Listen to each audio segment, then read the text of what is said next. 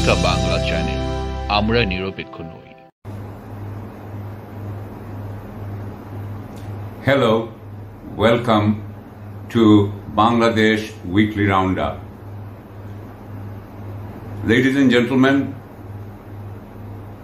friends, brothers and sisters, I am SAQUIB Ali, your host for this program on 19th March 2023. In this program, we talk about the weekly events of the preceding week in Bangladesh and try to give an idea, anyone interested to learn it about Bangladesh in English.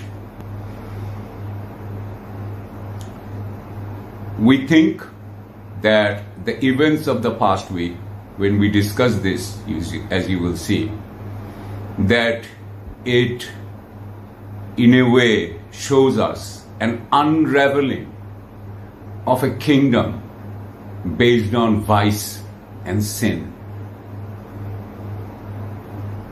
It is as if like a top-down crime syndicate unraveling. Let us talk from the bottom up. The story, which is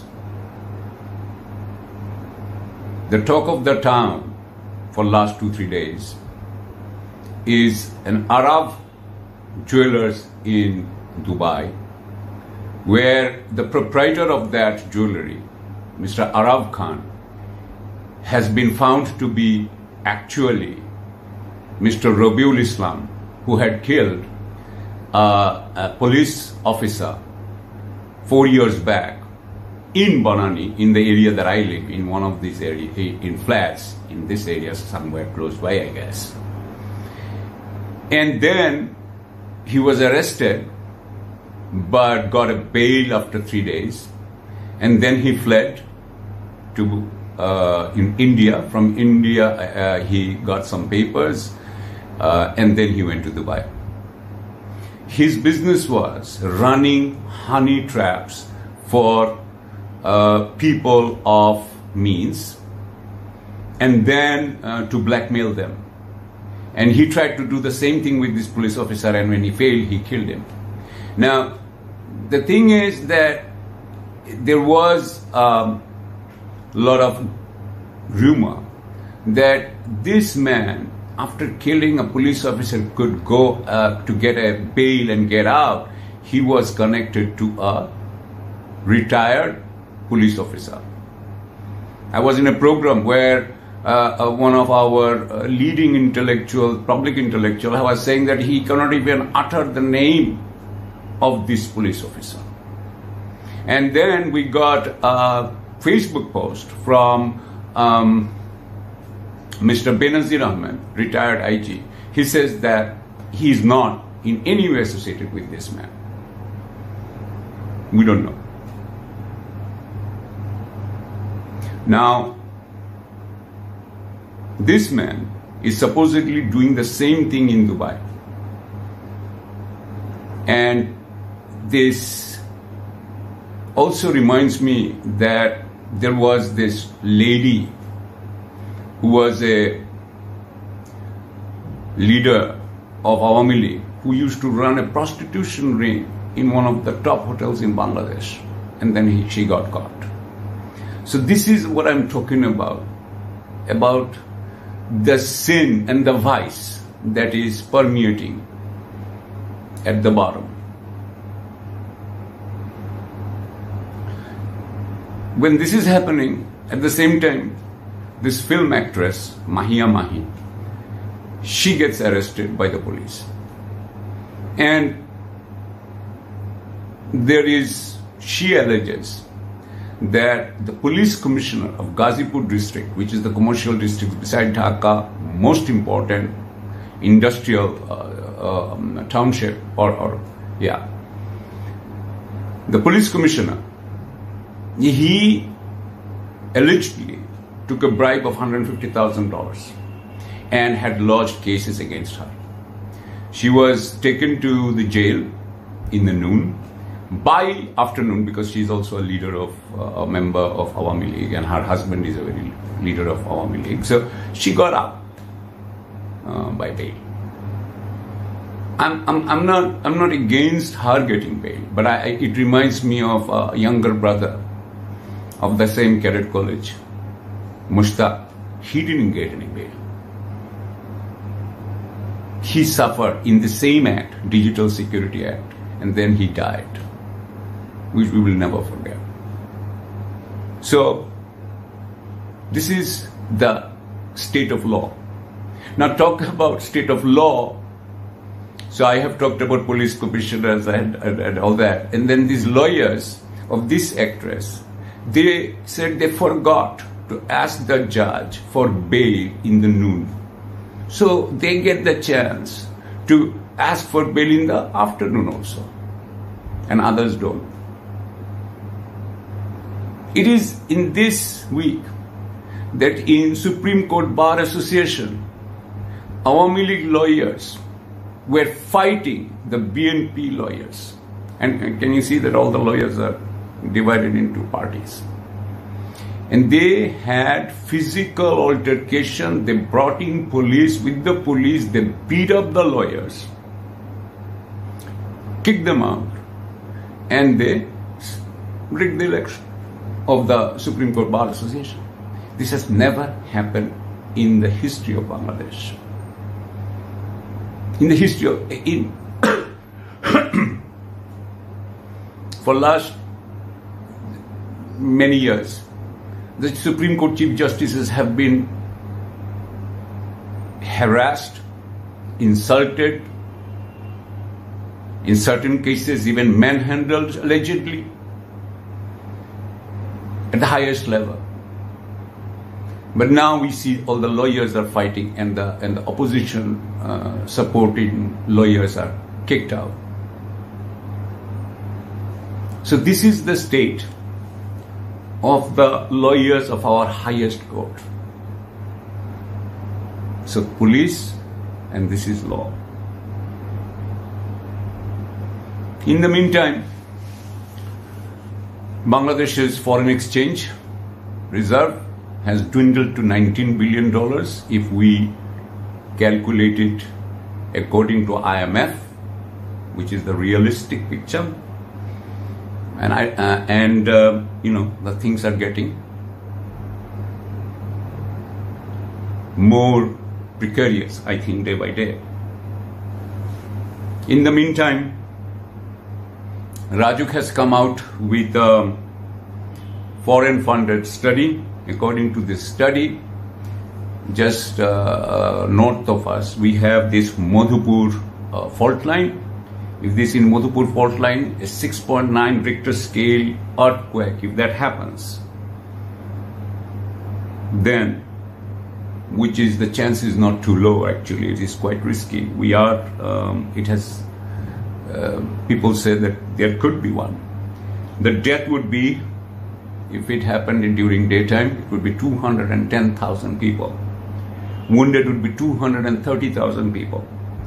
Buildings under risk, 900,000. Loss, estimated $44 billion US. And what is Rajuk doing? What is our government doing? Wasn't it their job to supervise this? And this is what they have supervised, because they have taken bribes from everybody.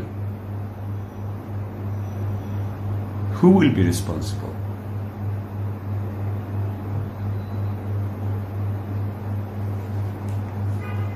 In the meantime, the West Bengal government has declared that it is going to dig 2 canals in the Tista barrage, and from there they're going to divert water to Jalpaiguri district and Cooch Behar district.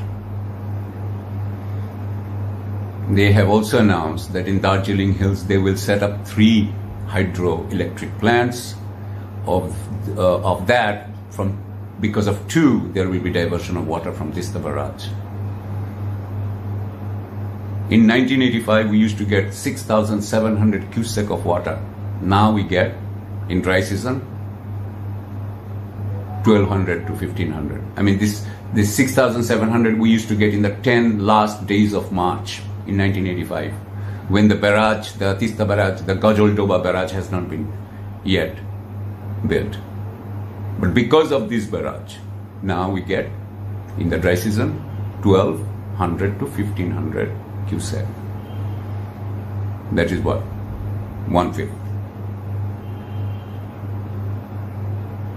20 million people of Bangladesh have been deprived of the water they need for their agriculture.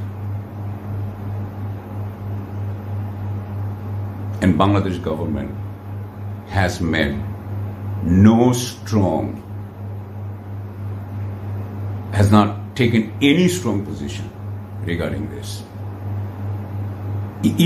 Not even a documentary making what is going on.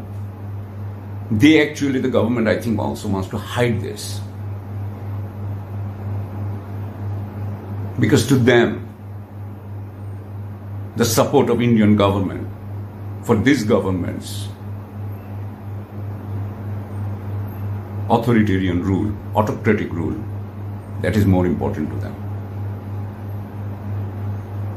As long as the 20 million people voted them once, they don't need to vote again. This government will continue to rig elections through eternity. At least that's the idea, that's the plan.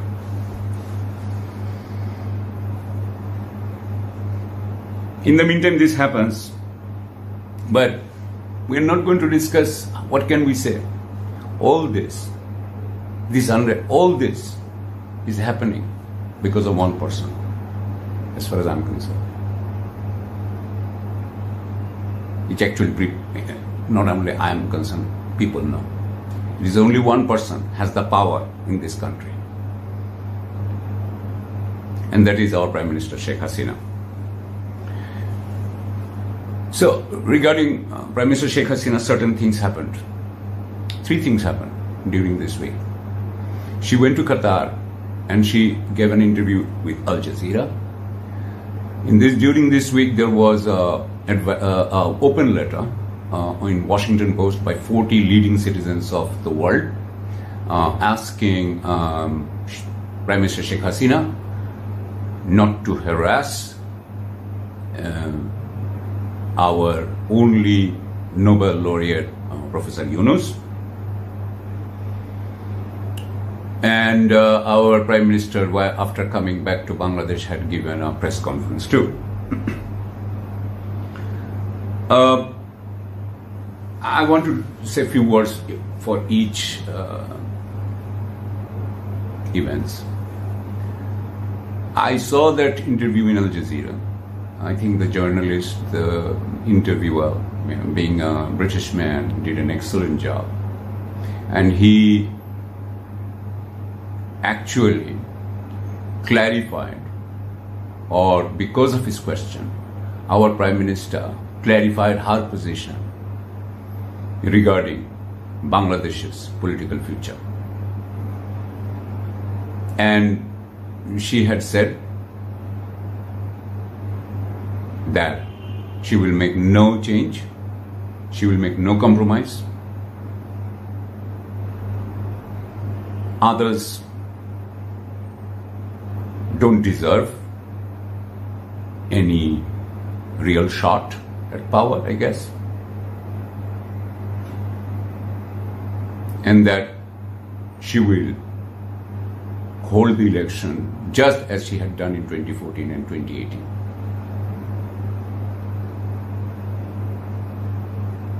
Whenever she was asked, I was very hurt that she was asked whether she was an autocratic leader or not.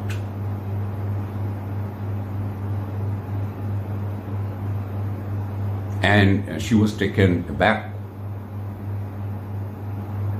Now people can ask her in her face, on her face, whether she's an autocratic leader. And she couldn't give any convincing answers that she is not. Whataboutism, who are they? That is not an answer. That answer is not going to satisfy anyone. Worth persuasion.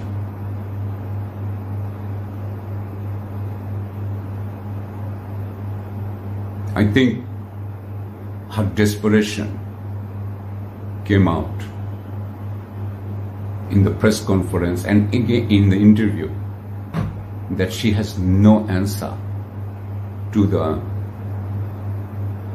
criticisms being made against her regarding the caretaker government. Why did she take caretaker government out? She has no answer.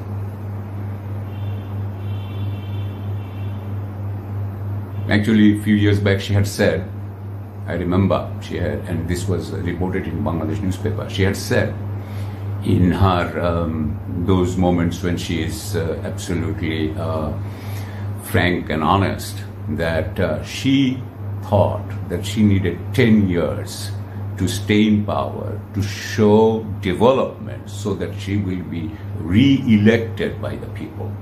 So she took out the caretaker provision so that in 2014 she could rig it, so that in 2018, by 2018 she will be re-elected with proper mandate.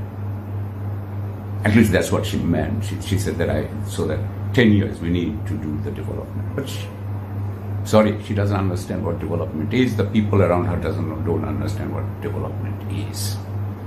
And we are seeing that. We are talking about the kingdom of sin, vice.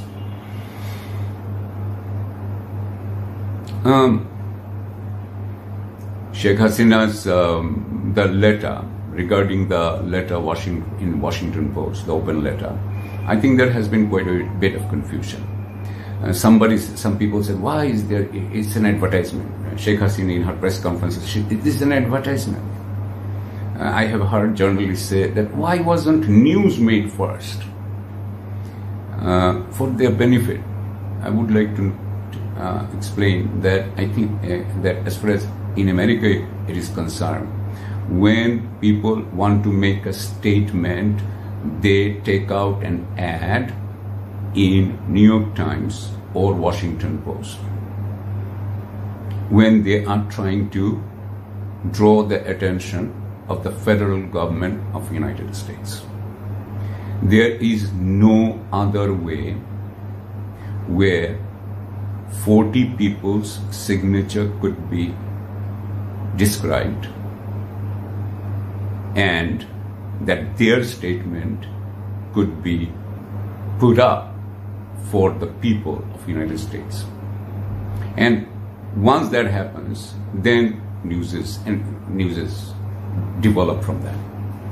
I think the 40 citizens, the leading citizens, including Hillary Clinton, Vice President Al Gore and all others, this has rattled our Prime Minister. It is in a way that they are singling out, in a way that they are singling out the Prime Minister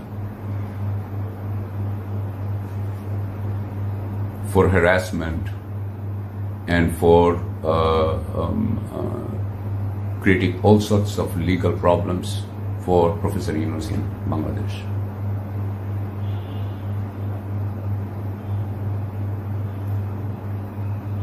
Now, Prime Minister Sheikh Hasina in her press conference was saying that, oh, what did she do? She did nothing. It was the labor court which took the decision to bar Professor Yunus from the post of managing director of Grameen Bank. But we know that in this country, all the power resides in one person. We know that if you are close to Sheikh Hasina, nothing will happen to you.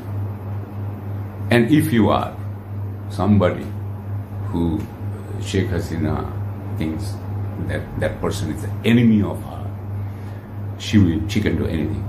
I mean, she has all the court, she has the police, everybody works for her.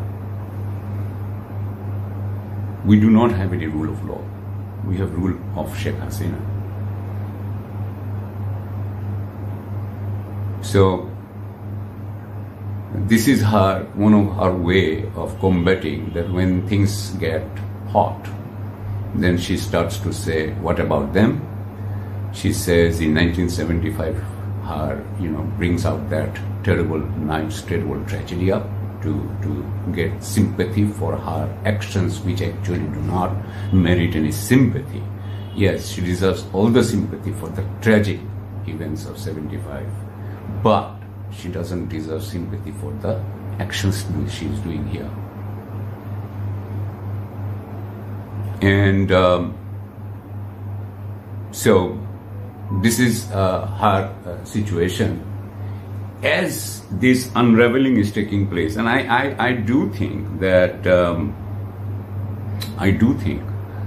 at the end of March, in the Democracy Summit, that we will see what America does, whether America backs up its words by action, and by that I mean whether the voting right, the franchise will be restored to the people of Bangladesh or not.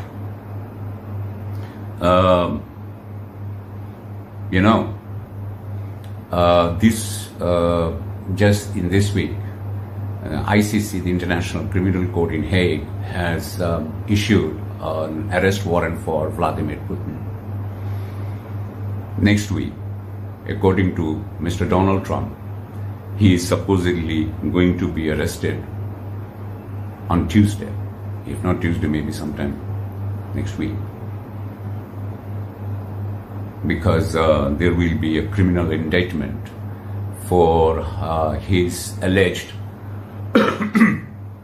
payment of $130,000 hush money to Stormy Daniels.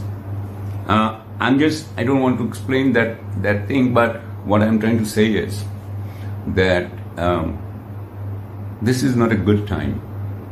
I'm not saying that Vladimir Putin is going to be arrested, but this creates problems for him. At least if he visits one of the countries, one of the 121 countries which are members of ICC, then those countries will have to take some action in order to satisfy that warrant. So in that way, Mr. Putin's active freedom will be a bit affected. So I'm saying that this is a time when the authoritarian, autocratic leaders are not doing that well. So, everybody is getting desperate. And in that desperation, even in Dhaka, there was this committee of civil rights, so-called, that got me an invitation and got me invited to a program in a 5-star hotel. And I did not know who will be there, or maybe I was a bit naive, and I was invited by a leader of the opposition, BNP. At least through him I got the card. So, I didn't think it was anything against the interest of the people of Bangladesh. But when I went there, in this 5-star hotel, so much money has been spent. And for what? For raising a proposal for national government. There was no discussion. There is no transparency, and I thought it was. And finally today I came to know that there was 18 lakh taka, which is 180,000. Sorry, 18 lakh. That is 1.8 million taka has been spent for this. There was hardly anybody. I went there for 20 minutes and left quickly because this was not a place where people were talking about politics, or everything was hush-hush, and there was a conspiratorial tone. I mean, why would people spend this kind of money? For what? We don't have money. Political parties are always hard-pressed for money. So, that shows that probably the some intelligence agencies had provided that money or somewhere, because I'm just saying, I'm guessing, but it is an, I think, guess from experience that these are the tools of trade for them. I'm not taking anything. I'm just saying that that's how it is. So with that, I hope, I'm just saying that things are going in the right direction, inshallah. But hopefully we will inshallah reach our desired land. But in the meantime, there will be more and more, I think, some more turbulence. Today, just there was this accident and 19 people had died, and I couldn't talk about this. And my deep condolences for the deceased. With that, I bid you goodbye, and God bless you. Thank you.